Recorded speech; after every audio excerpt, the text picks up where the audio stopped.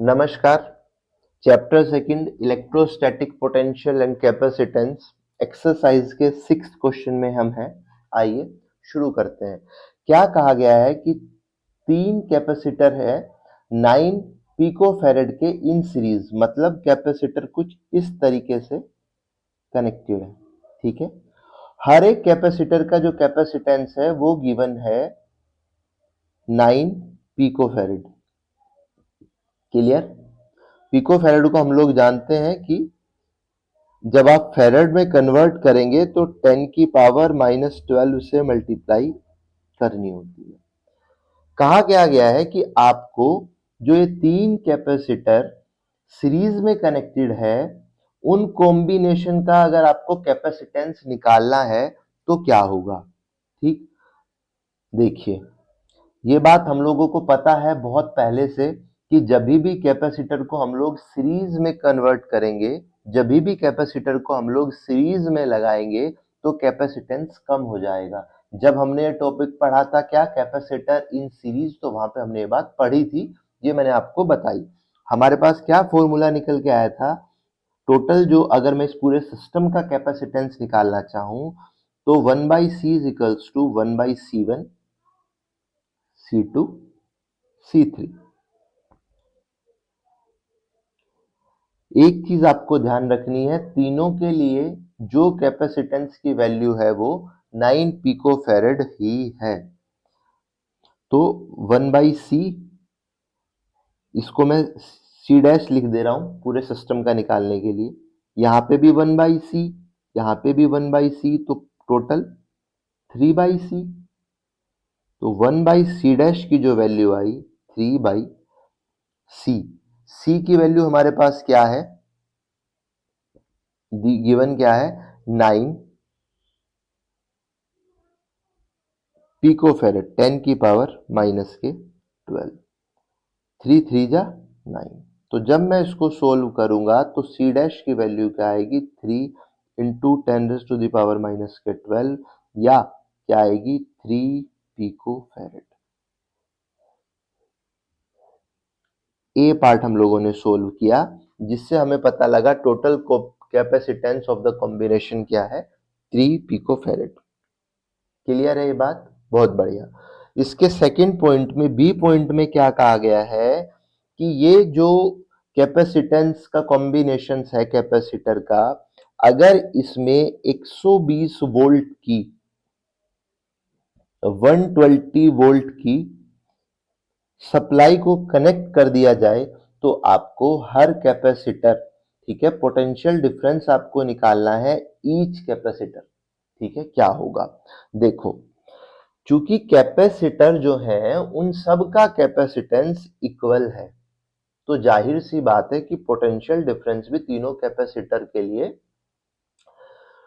क्या होगा, सेम। अगर आपको ध्यान हो, जब हमने पढ़ा था कैपेसिटर इन सीरीज, तो वहां पे हमने जो चीज जानी थी वो ये थी कि Q जो है सीरीज में, जो Q की वैल्यू है वो हर कैपेसिटर के लिए वही जाती है जो इनिशियल थी।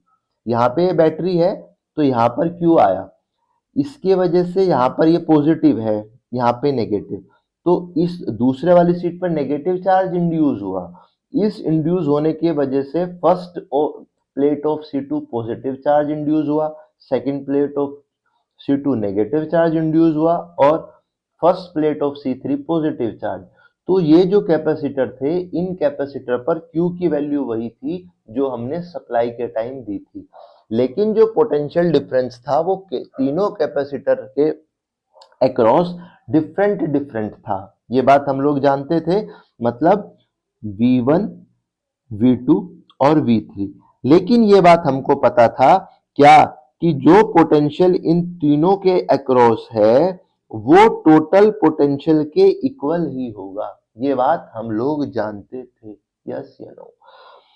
चूंकि कैपेसिटेंस जो यूज हुए हैं कैपेसिटर, उन तीनों का कैपेसिटेंस सेम है, तो इनके अक्रॉस जो पोटेंशियल डिफरेंस होगा वो भी सेम होगा। मतलब मैं इसको V बोल सकता हूं, क्यों? क्योंकि तीनों कैपेसिटर का कैपेसिटेंस सेम है। ठीक है, मैं बोल सकता हूं, अगर मैं इसको V डैश नाम दूं तो मैं बोल सकता हूं V dash is equals to 3V। समझ में आया है ना ये बात? इसमें तो मुझे नहीं लगता कि आपको कोई कंफ्यूजन होना चाहिए। V डैश की वैल्यू आपको क्या गिवन है? 120 वोल्ट। तो यहां से आपको वैल्यू आ जाएगी। आप यहाँ पे 120 वोल्ट लिखेंगे, यहाँ पर 3V, तो V की वैल्यू आपके पास 40 वोल्ट आ जाएगी। ठीक है, अक्रॉस ईच कैपेसिटर। किसी को कहना है कि नहीं, अगर आपके पास तीनों सेम कैपेसिटेंस के कैपेसिटर नहीं होते तो देखो क्या करते आप, यहाँ पे 120 वोल्ट लिखते जो गिवन है। V1 की वैल्यू क्या होती है? Q बाई C1, मुझे पता है। यहाँ पे V2 की वैल्यू Q बाई C2, क्योंकि सीरीज में Q की वैल्यू तीनों के लिए वही जाती है जो सप्लाई के वक्त थी, ये बात हम लोग जानते हैं, Q बाई C3। अब आप यहाँ पे C1 C2 C3 की वैल्यू रख देते, Q C1 C2 C3 करेंगे तो सब में C ही आएगा, इसमें कोई कंफ्यूजन नहीं है। यहाँ पे आ जाएगा 3Q बाई C। और अगर अलग अलग होती तो यहां पर आप वैल्यू रखते, आपके पास ये इजीली सोल्व हो जाता। यहां से जब आप Q की वैल्यू निकालने जाएंगे तो 120, C की वैल्यू आपको दी गई है क्या? हर एक कैपेसिटर के लिए C की वैल्यू क्या है? 9 पिको फैरेड डिवाइडेड बाई 3, 40, तो ये आता क्या? 360 10 raise to the power minus के 12 पिको फैरेड Q की वैल्यू। अब जब आप पोटेंशियल डिफरेंस निकालते ईच कैपेसिटर के लिए,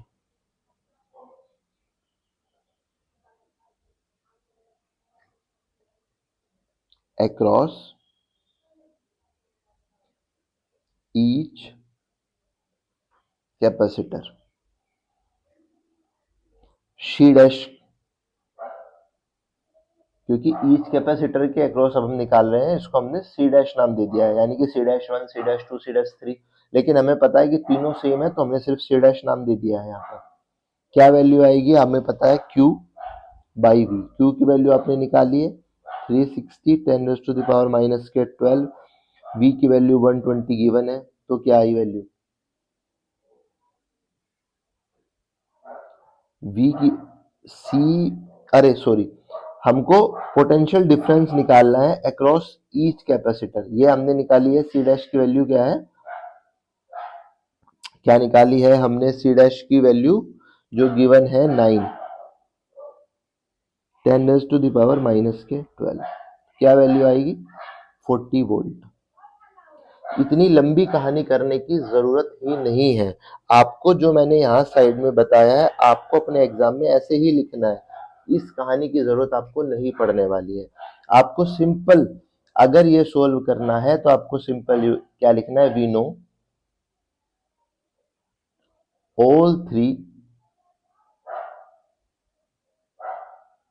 capacitor has equal capacitance, hence V dash is equals to, पहले आपने ये लिखा V1 V2 V3, आपको फिर क्या लिखना है? V plus V plus V, V dash की वैल्यू 3V। क्लियर? और फिर यहाँ पर V डैश की वैल्यू 120 गिवन है, यहाँ पर 3V, V की वैल्यू आपको सिंपल क्या लिखना है? 40 वोल्ट। आपको ये कुछ भी नहीं करना है। ठीक है, आपको जो सॉल्यूशन है वो सिर्फ इतना सा है सेकंड वाले पार्ट के लिए। ये मैंने आपको समझाने के लिए बताना था मेन, कि अगर कैपेसिटर जो है वो डिफरेंट डिफरेंट कैपेसिटेंस के गिवन हो तो आप इस तरह से सोल्व करेंगे। यहाँ पर निकालेंगे, यहाँ से आपके पास Q की वैल्यू आएगी। Q की वैल्यू आने के बाद आप Q की जो आपने वैल्यू निकाली, क्योंकि मुझे पता है Q की वैल्यू तीनों कैपेसिटर पर सेम ही जाने वाली है, डिवाइडेड बाई जो कैपेसिटेंस आपको ईच कैपेसिटर का यहाँ पे है तो दिया हुआ है। अगर नहीं होता तो हम डिफरेंट डिफरेंट के लिए यहाँ पर निकालते कि V1 के लिए क्या, Q बाई C1, जो C1 की वैल्यू होती वो रख देते। ठीक है, V2 Q बाई C2, जो C2 की वैल्यू होते वो रख देते। मेन बात मैं क्या बताना चाह रहा हूं कि आपको वहां पर Q की वैल्यू फाइंड आउट करनी पड़ेगी। लेकिन यहाँ पर आपको क्योंकि कैपेसिटर जो है वो इक्वल कैपेसिटेंस के हैं तो आपको Q की वैल्यू फाइंड आउट करने की जरूरत नहीं है। यहाँ पर आप सिंपल ऐसे सोल्व कर सकते हैं, लेकिन अगर कैपेसिटर का कैपेसिटेंस डिफरेंट डिफरेंट होगा तो आपको इसी तरीके से सोल्व करना पड़ेगा। क्लियर है ये बात? बहुत बढ़िया। अगर आपको इस क्वेश्चन की या जो भी लेक्चर हम लोग करने वाले हैं उसकी पीडीएफ चाहिए हो तो आप डिस्क्रिप्शन में जाकर टेलीग्राम चैनल को ज्वाइन कर लीजिए, वहां पर आपको हर एक लेक्चर की पीडीएफ मिल जाएगी। क्लियर? बहुत बढ़िया।